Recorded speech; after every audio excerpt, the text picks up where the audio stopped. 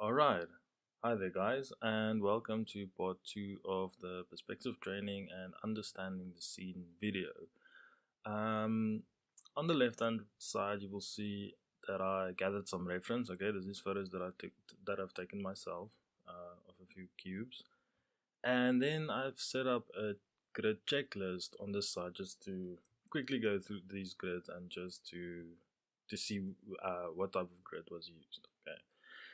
So I'm going to look at an image, and we're quickly going to see if we can find vanishing points, verticals, horizons, and then just say what type of grid this is. Okay, so image one, and I'm going to draw on these. All right.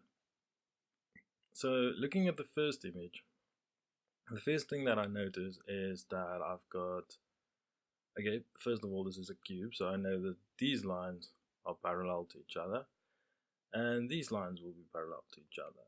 Okay, and they would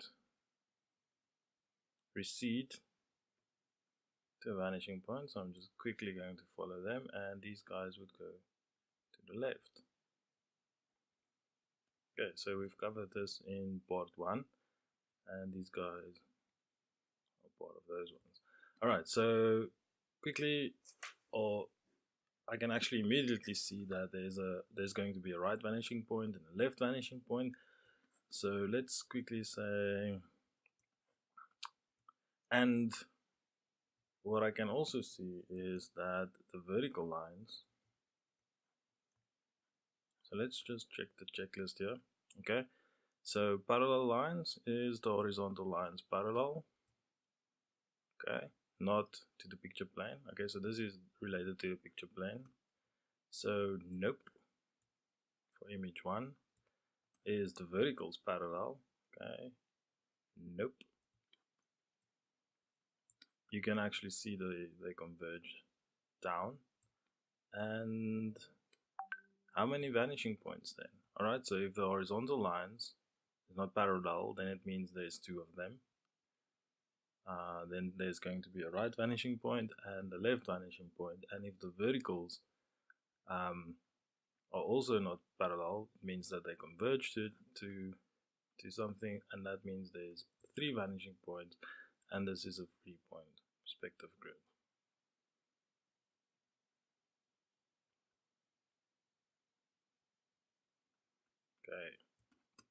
Okay, let's look at image number 2. Alright, again, let's look at the verticals. Okay, I can clearly see this side and this side. If I draw a straight line, I can instantaneously see that nope, verticals are not parallel. Okay, these parallel lines are not perpendicular to the viewer, and there's a set going to the left, and there's a set going to the right. Even the top one goes to the right.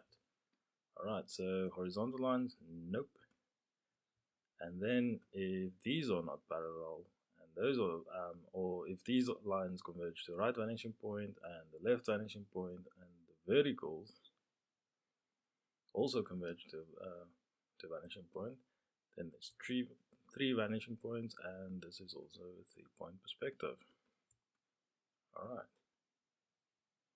let's look at image 3.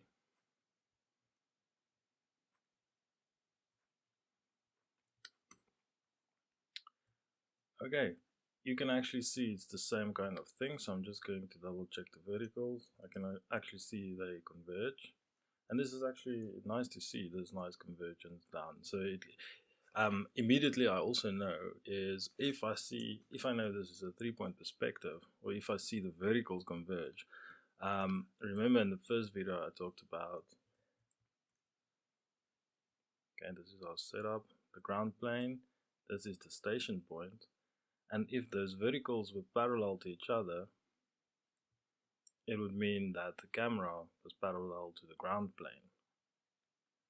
Okay, so 3-point perspective, there's a tilt.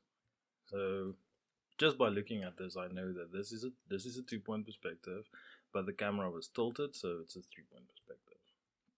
So we've got this nice view of all these sides and this dramatic downwards look. All right. Okay, so number 3, 3 vanishing points. Verticals were not parallel. Horizontal lines were the physical lines are parallel, but on the picture plane, these lines are not parallel to the picture plane, and this is a 3-point perspective. Okay, and you can see the difference.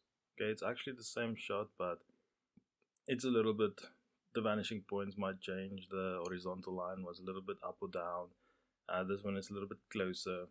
So even though it's the same perspective grid, there's you can see there's difference in there, especially in this left side here. You can see there's a little bit convergence, and actually they were taken on the same place. So this is what we actually try to do in the first part as well. Is if your friend took a photo of something and you would like to recreate the photo, then you would know.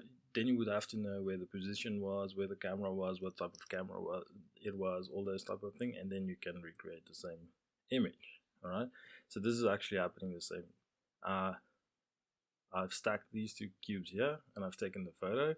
Then I took the one down to the right, and then I put the camera in the same area, same space, and took the same photo to get the same picture frame. Actually, that was the intention. And the same with this. Then I took it away, and I just took a photo of 1 cube, okay, framing it the same way. So what did I have to do? I had to put the camera in the same space, almost, and aim it in the same direction to get the 3-point perspective, the same shot actually. All right, let's look at number 4. Okay, so this is just to get you guys used to seeing these things and actually having real photos to see that this is how it works. Okay, so a little bit more difficult to say what's happening with the vertical, so I'm going to draw a line through these 3, and I can see they are actually quite parallel to each other, so there is no tilt in this camera. Alright, okay, so that's what the first thing that said, parallel verticals to the picture plane, remember. Okay, yes. Okay, horizontal lines. Let's check this out. Drawing straight lines. Alright, so they are parallel to the picture plane. Cool. So now we've got an interesting grid here. Okay, so let's check vanishing points. Okay, so if the horizontal lines are horizontal or parallel to each other, they won't converge. Vertical is the same, so it seems as if there's one set of parallel lines receding into space. Oops. Okay, this guy is going to the left. And these would intersect each other somewhere on the horizontal line. And this one also. So we've got one set of vanishing points.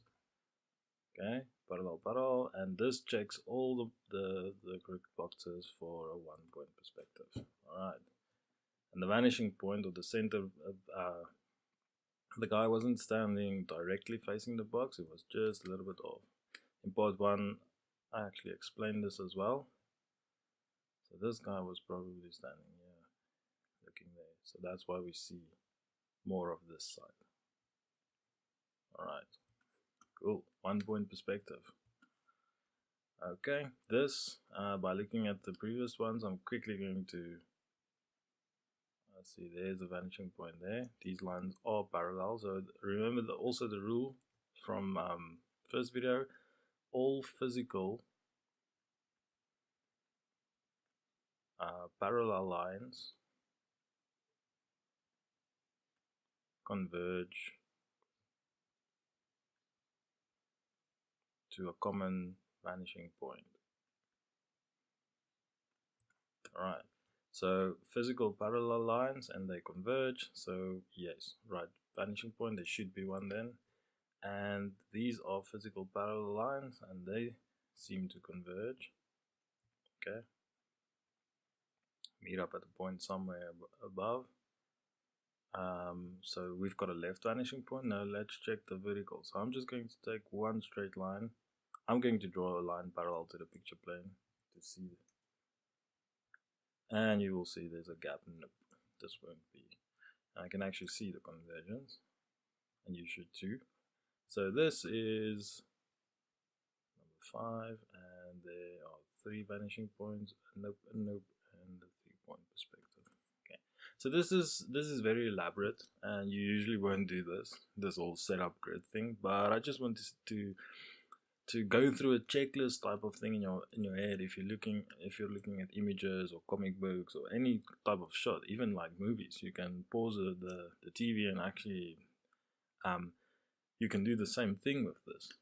You can actually take a screenshot of the movie and reverse engineer the grid, okay, to see what type of shot it was.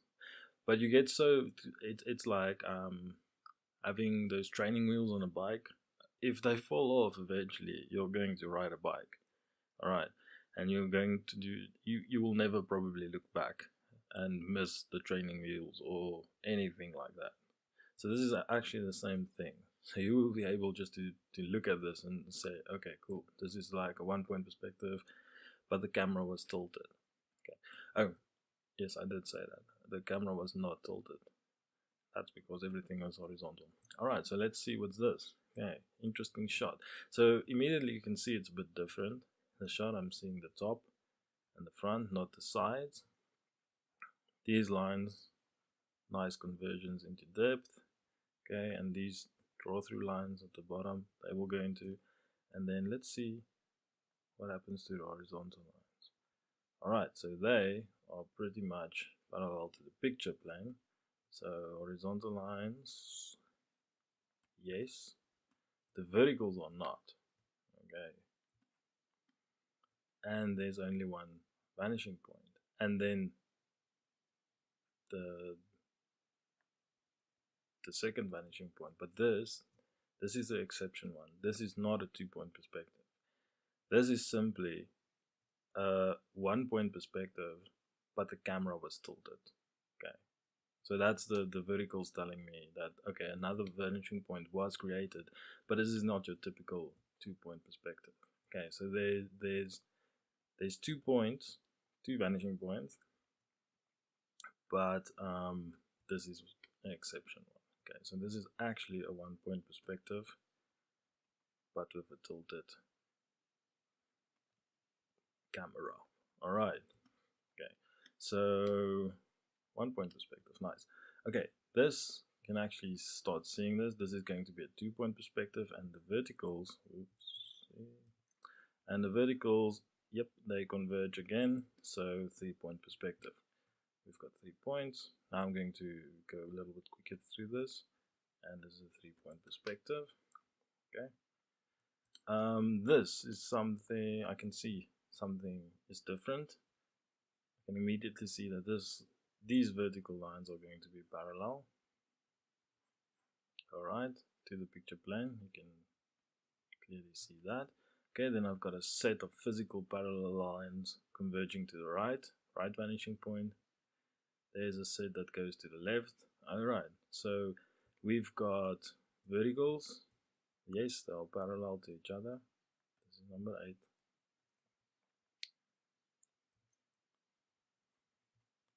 Yes, are parallel to the picture plane. The horizontals, nope, they are not.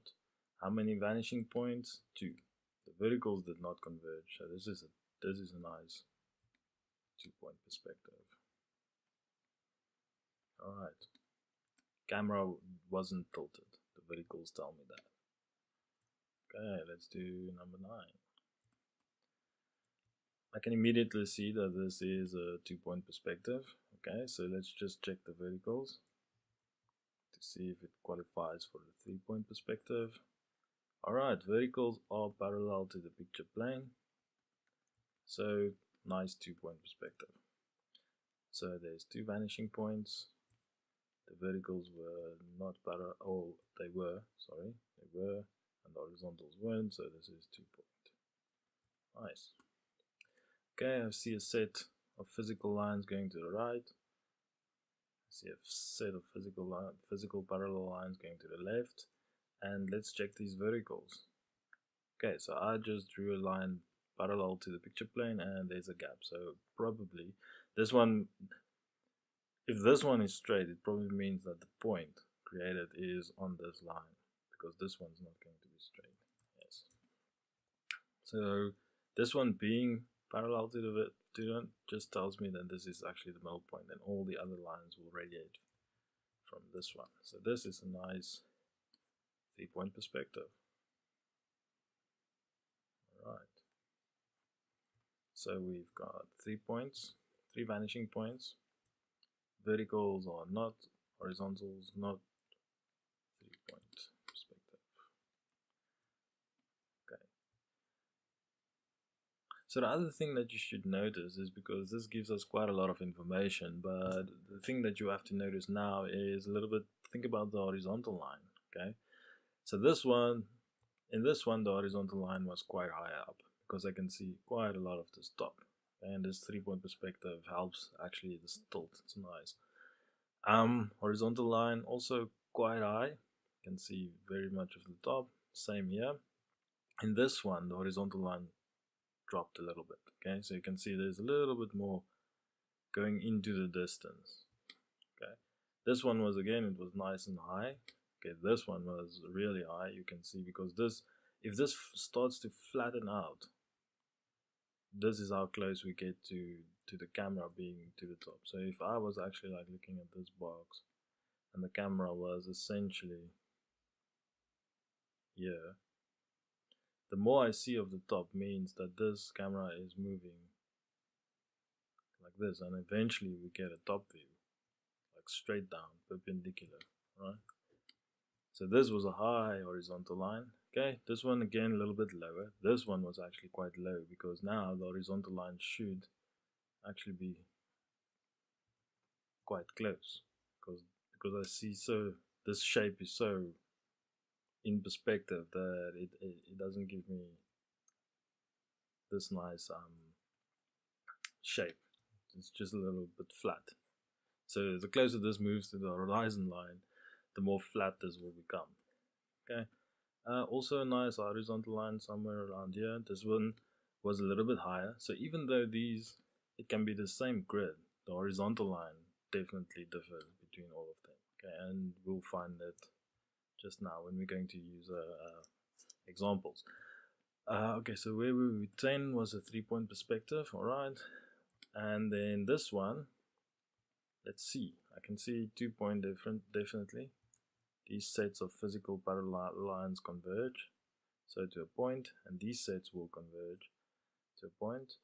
So 2-point. Let's check the verticals. Yep, they are actually parallel to the picture plane, so this is a 2-point perspective. So 11 is 2 vanishing points. The verticals, yes. The horizontals, no. 2-point. Okay, cool. Now this one is probably the one, this one and this one, the highest shot. So the horizontal line is quite way up there. These physical lines converge to a point, and you can actually see these points are, and these set will converge. So we've definitely start off with a 2-point perspective. Let's check those verticals. I'm just going to draw a parallel line. Okay, nope. This is probably the one, the point is on this line somewhere. And there's a, so this is a 3-point. The verticals are not parallel, those are 3-point. Okay, so you can see the 3-point perspective is actually used a lot, because it actually, the tilt of the camera is so natural when you're taking a photo. I really had to, when I took these photos, I had to use the grid on the cell phone screen to actually keep those parallel, and the shot was actually quite difficult to do. Not difficult, but more elaborate. And what's nice about the 3-point perspective I've noticed is that it gives you a nice natural feel and this extra depth and dimension that you get out of it. So this looks very it's nice and stiff, and this one is probably easier to do. Okay, so if I was quickly to set up a grid, keeping these verticals parallel to the picture plane is very easy. Where the 3-point will actually have a little bit, you have to keep track of everything, but you can actually see the nice difference between them. And I like actually I like both of them equally, but I can actually see where I can apply some of this, or where you can have a different effect even just by tilting the camera. Between these two, you'll see dynamic, stable. So let's say you wanted to create an image which seems very stable, then perhaps you would go for this grid. Okay, if you want a scene that's very dynamic and fluent and this moves into space, then probably the 3-point perspective. So this is how we use the grids. We use these grids to actually facilitate and help us to get the point over, to design the image so that the right emotions, where human emotions were, you can actually talk to human emotions by showing them things on different grids.